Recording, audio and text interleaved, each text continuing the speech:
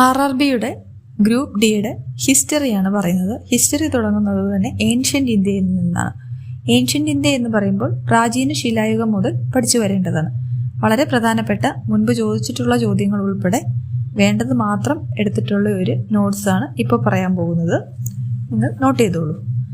Stone age അഥവാ ശിലായുഗം എന്ന് പറയുന്നത് നമ്മൾ നാലായിട്ട് തിരിച്ചിരിക്കുന്നു. പ്രാചീന ശിലായുഗം പാലിയോലിത്തിക് ഏജ്, മധ്യശിലായുഗം മെസോലിത്തിക് ഏജ്, നവീന ശിലായുഗം Neolithic age, താമ്രശിലായുഗം chalcolithic age.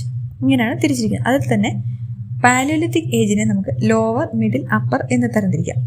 Lower Palaeolithic age എന്ന് പറയുമ്പോൾ 5 ലക്ഷം BC മുതൽ 50,000 BC വരെയാണ് കാലഘട്ടം. പാലിയോലിത്തിക് ഏജ് മുഴുവനായും 5 ലക്ഷം BC മുതൽ 10,000 BC വരെയാണ്. അതിൽ ലോവർ പാലിയോലിത്തിക് ഏജ് വരുമ്പോൾ 5 ലക്ഷം BC മുതൽ 50,000 BC വരെയാണ് കാലഘട്ടം. മിഡിൽ പാലിയോലിത്തിക് ഏജ് എന്ന് പറഞ്ഞാൽ 50,000 BC മുതൽ 40,000 BC വരെയാണ് കാലഘട്ടം. ഈ കാലഘട്ടത്തിലാണ് ഫ്ലേറ്റ് ടൂൾസുകൾ ഉപയോഗിക്കുന്നത്. അതായത് കല്ല് ചെത്തി ഒരുക്കുന്ന ഒരു ചെറിയ ചെറിയ ആയുധങ്ങൾ. മിഡിൽ പാലിയോലിത്തിക് ഏജിലാണ് ഫ്ലേക്ക് ടൂൾസ് ഉപയോഗിക്കുന്നത്. ഈ ഫ്ലേക്ക് ടൂൾസ് ഉണ്ടാക്കുന്ന മെത്തേഡിനെ നമ്മൾ വിളിക്കുന്ന പേരാണ് ലെവലോയിസ് മെത്തേഡ് എന്ന് പറയും. ഇതൊരു പ്രീവിയസ് ഇയർ ക്വസ്റ്റ്യൻ ആണ്. ലെവലോയിസ് മെത്തേഡ് കൊണ്ട് നിർമ്മിക്കുന്ന ടൂൾസ് ഏതാണ്, അല്ലെങ്കിൽ ഫ്ലേക്ക് ടൂൾസ് നിർമ്മിക്കുന്ന മെത്തേഡ് ഏതാണെന്ന് പറഞ്ഞത്. അത് കഴിഞ്ഞ് അപ്പർ പാലിയോലിത്തിക് ഏജ് ആണ്. 40,000 BC മുതൽ 10,000 BC വരെയാണ്. ഈ കാലഘട്ടത്തിലാണ് ഗുഹയിൽ താമസം തുടങ്ങുന്നതും എല്ലുകൊണ്ടുള്ള വെപ്പൺസ് ഒക്കെ ഉണ്ടാക്കാൻ പഠിക്കുന്നതും. അതുമാത്രമല്ല അമ്പും വില്ലും ചൂണ്ട, സൂചി അങ്ങനെയുള്ളവയൊക്കെ ഉപയോഗിക്കാൻ തുടങ്ങുന്നതും ഈ കാലഘട്ടത്തിലാണ്. അടുത്തത് ഹൊനസാഗി എന്ന് പറയുന്നത് ഒരു പ്രാചീന ശിലായുഗ സൈറ്റാണ്. കർണാടകയിലാണ് ഹൊനസാഗി ഉള്ളത്. പേര് കേൾക്കുമ്പോൾ തന്നെ അറിയാം, കർണാടകയാണ്, ഹൊനസാഗിയാണ്. അത് ഒരു പാലിയോലിത്തിക് ഏജിലെ ഒരു പ്രാചീന ശിലായുഗ സൈറ്റാണ്.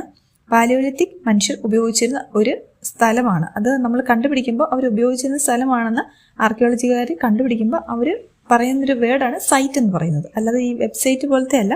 ഇത് ആ സ്ഥലത്തിന് നമ്മൾ പറയുന്നതാണ്. ഒരു പാലിയോലിത്തിക് ഏജിൻ്റെ ആ സമയത്തുണ്ടായിരുന്ന ഒരു സൈറ്റാണ് ഹൊനസാഗി എന്നത്. അതുപോലെ മറ്റൊരെണ്ണമാണ് ആന്ധ്രാപ്രദേശിലെ കുർണൂൾ.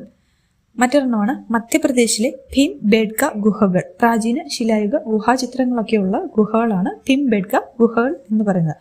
എല്ലുകൊണ്ടുണ്ടാക്കിയ മൈത്രി ദേവിയുടെ രൂപം ലഭിക്കുന്നത് ഉത്തർപ്രദേശിലെ ബേലൻ താഴ്വരയിൽ നിന്നുമാണ്. ഇതൊരിക്കൽ ചോദിച്ചിട്ടുള്ളതാണ്.